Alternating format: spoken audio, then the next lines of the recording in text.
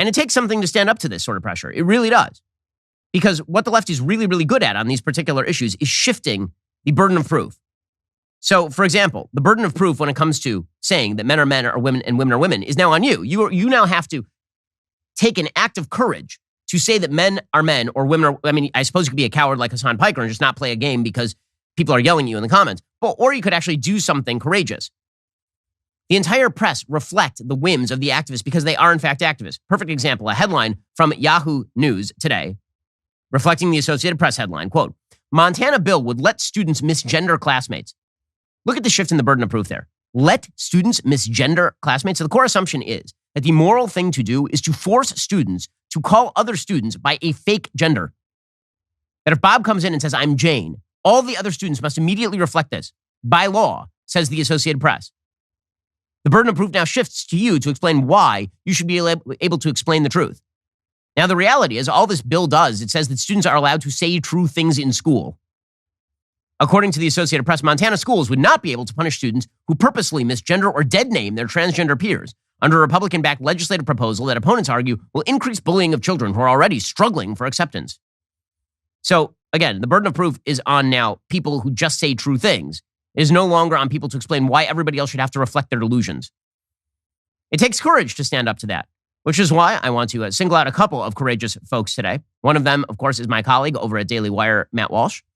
So Matt, speaking in his own capacity because he's really passionate about the issue, he was invited to speak at the Tennessee House Health Committee hearing regarding a bill that would ban sex change treatment on minors. And he then unleashed in what is, I think, one of the most viral clips I've ever seen. It was pretty amazing. He was being questioned by a Media Matters lackey over in the Tennessee House, a Tennessee Democrat, about the fact that 20 years ago, Matt was doing a radio show and he was talking about the definition of age in American society and how way back when it was considered marriageable age at 16. And this Tennessee Democrat tries to suggest that because Matt had said that, this means that Matt should also be in favor of 16-year-olds being able to consent to cutting off their own genitals. Here is Matt reversing the entire argument on this Tennessee legislator, and listen to the silence. It's amazing. I was talking about the fact that people tended to marry young historically, and that's all that was about. How does that relate to this subject? Just curious of your definition of if you feel like people are adults at 16 should... No, people are adults at 18, but actually your brain is not fully developed until you're 25. So we should be having a conversation about whether we should even be doing these surgeries to people at 18. But certainly before 18, it's absurd. I mean, do you think that a 16-year-old can meaningfully consent to having their body parts removed? Do you? No?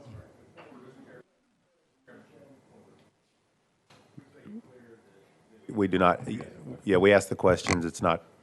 It's Representative Hammer. You are recognized. That silence is the person looking around in bewilderment at being asked a very simple question. And then the person then says, I'll do the asking of the questions here. Yeah, because again, when the burden of proof is reversed, when suddenly common sense has the right of way, and it is now your job to explain why common sense is wrong, you have no answers.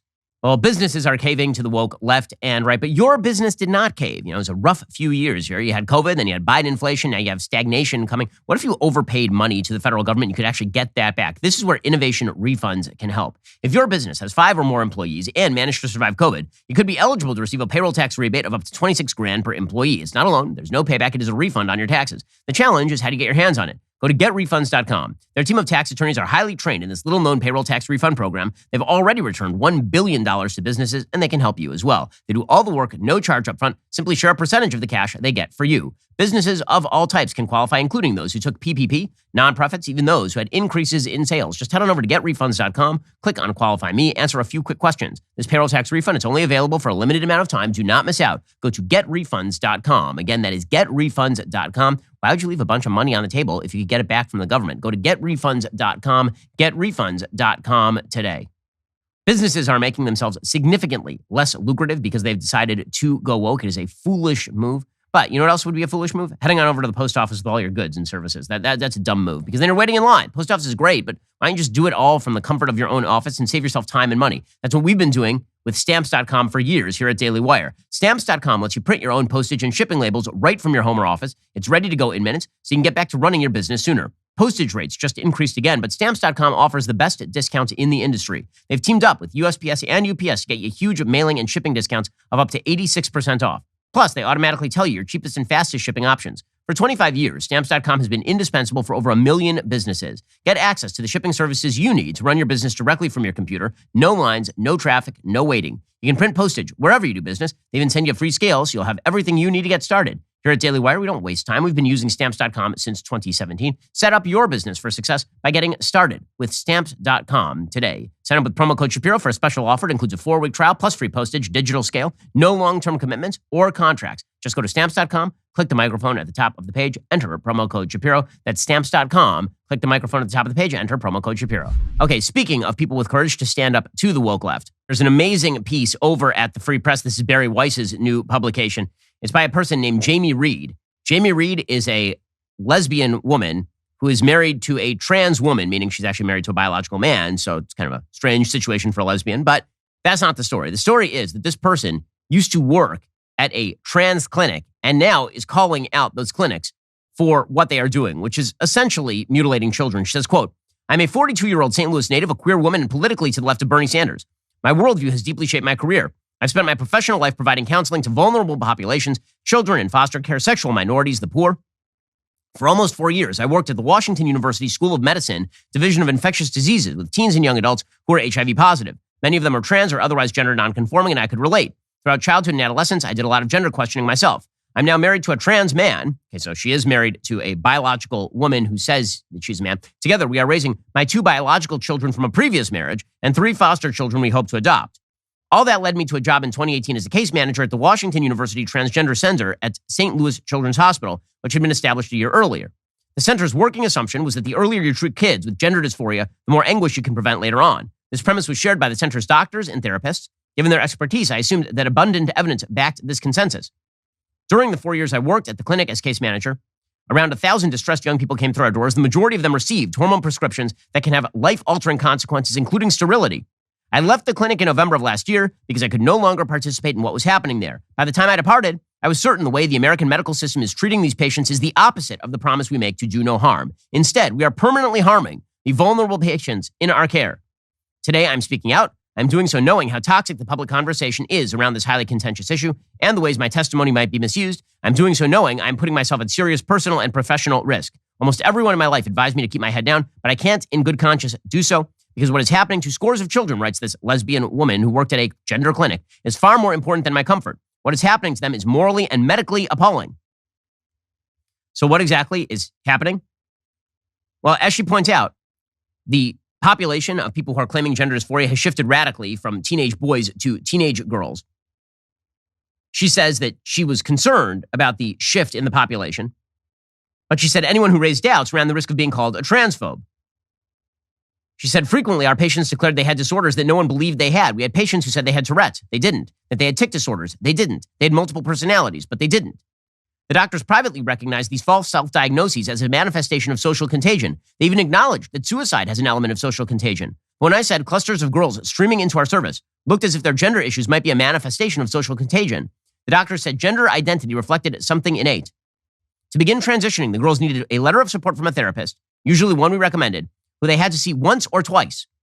To make it more efficient, we offered them a template for how to write a letter in support of transition. The next step was a single visit to the endocrinologist for a testosterone prescription. That is all it took. Amazing, amazing stuff. Many encounters with patients, writes this woman, emphasized to me how little these young people understood the profound impacts changing gender would have on their bodies and minds. But the center downplayed the negative consequences and emphasized the need for transition. There are no reliable studies showing that gender dysphoria is going to be increased by the use, or is going to be decreased by the use of these sorts of drugs. Indeed, the experiences of many of these centers' patients prove how false these assertions are. Here's an example. On Friday, May 1st, 2020, a colleague emailed me about a 15-year-old male patient. "Oh dear, I'm concerned the patient does not understand what bicalutamide does." I responded, "I don't think we start anything, honestly, right now. Bicalutamide is a medication used to treat metastatic prostate cancer. One of its side effects is it feminizes the bodies of men who take it, including the appearance of breasts. The center prescribed this cancer drug as a puberty blocker and a feminizing agent for boys. It has a long list of side effects. This patient experienced one of them, liver toxicity. And the story goes on and on and on and on. Why has none of this been reported by legacy media? Why is it left to Barry Weiss to actually report this sort of stuff over at her newsletter? And the answer is it takes courage to do this. And the media are dominated by woke leftists. And corporations are dominated by people who cower to the woke leftists or are woke leftists themselves. Good for Barry, good for the woman who wrote this piece. If people don't stand up, if people take the coward's way out, the people who pay the price are, of course, the ignorant among us who are indoctrinated into this pathetic cult.